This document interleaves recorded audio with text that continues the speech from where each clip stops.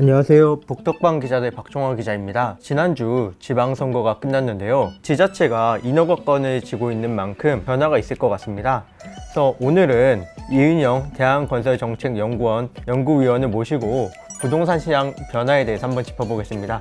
안녕하세요. 안녕하세요.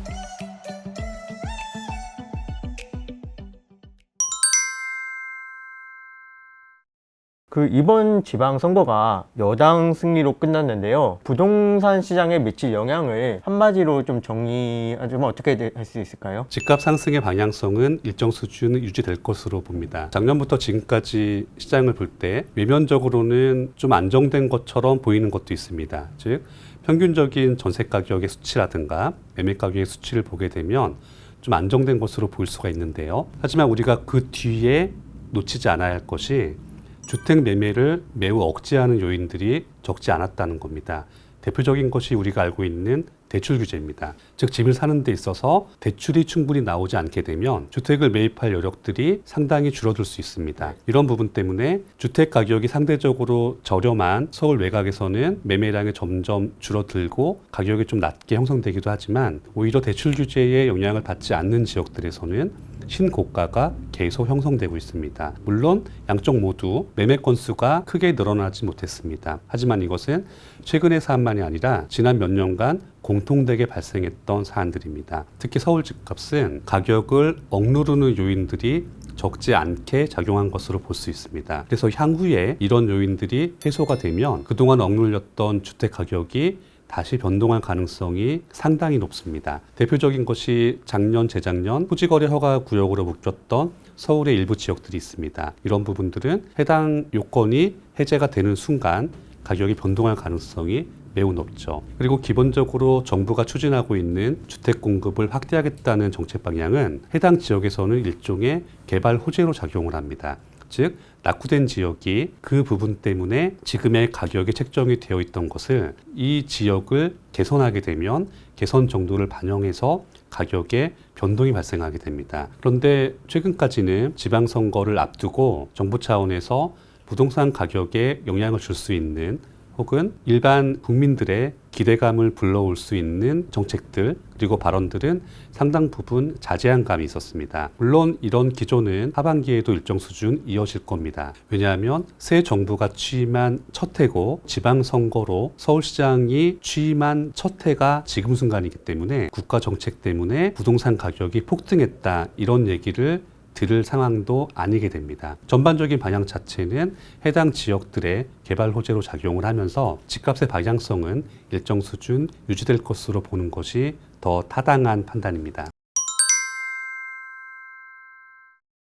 저희가 지금까지는 일반적으로 지방정부와 중앙정부 간의 호흡이 맞을 거라고 예상을 했었습니다. 물론 이전 정부에서는 꼭 그렇진 않았습니다. 대표적인 것이 서울의 그린벨트 지역을 해제해서 임대주택을 짓는다던가 이런 부분들에 대해서는 지방정부와 중앙정부 간의 의견 차이가 매우 컸습니다. 하지만 새 정부가 들어서면서 여권과 야권을 불문하고 주택을 많이 짓겠다, 주택 공급을 확대하겠다라는 방향성 자체에는 이견이 없었습니다. 이 때문에 주택을 공급하겠다는 맥락 자체에는 큰 문제가 없겠지만 이번 지방선거를 계기로 해서 양쪽 간에 간극이 발생할 여지가 발생했습니다. 즉 지금 중앙정부의 방침은 민간 주도의 주택 공급을 많이 실행하겠다라는 것인데 최근에 지방선거에서 경기도지사의 당선인께서는 공공주도로 주택을 많이 공급하겠다라고 언급하셨습니다. 저희가 지난 몇 년간 이전 정부가 공공주도로 정비사업을 크게 실행하겠다라고 했던 것에 대해서 세간의 반발들이 있었죠. 공공의 역할은 제한적인 것이고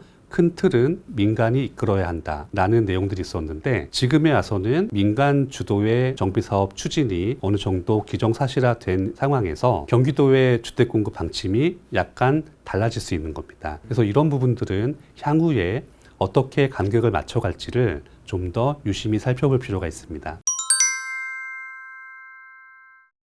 부동산 시장에서 관심이 많은 곳은 서울일 텐데요. 오세훈 시장이 4선에 성공했잖아요. 부동산 정책을 마련해놨는데 아직 실행은 못했잖아요. 이 부분은 잘 힘을 받을 수 있을까요? 오세훈 시장님은 예전에 시장을 하실 때도 크게 추진했던 사업이 뉴타운 사업이었습니다. 자, 이런 부분을 감안하면 이번 임기에서도 정비 사업을 중점적으로 다룰 것이라는 것은 충분히 예상할 수 있습니다. 지난 보궐선거 임기 1년 동안 제시했던 신통기획, 모아타운 이런 계획안들이 있었기 때문에 이런 사업안들을 얼마나 더 구체화할 수 있느냐에 따라서 서울시의 정비 사업 속도가 결정받게 됩니다. 그런데 지금 단계에서는 사실 신통기획이라고 하는 것도 명확한 선례가 있는 것은 아닙니다. 단순히 공공이 민간의 정비 사업에 참여함으로써 투명성을 높이고 사업 추진 속도를 높이겠다. 궁극적으로는 사업성도 높이고 빠른 사업 완료를 이끌어내겠다라는 맥락이지만 구체적으로 이게 어떻게 작동할 것인지에 대해서는 확정된 바가 없습니다. 따라서 당분간은 신통기획이나 모아타운 같은 여러 기획안들을 꾸준히 실행에 옮기면서 이 부분들이 얼마만큼 우리 현실에 적합할 것인지를 검증할 필요가 있습니다. 그리고 이게 검증이 끝난다면 방식을 전면적으로 적용하는 것도 충분히 할 수 있는 사안입니다. 이렇게 되면 서울시장님의 임기가 다음 4년도 더 지속해서 정책을 이끌어갈 가능성도 배제할 수 없습니다.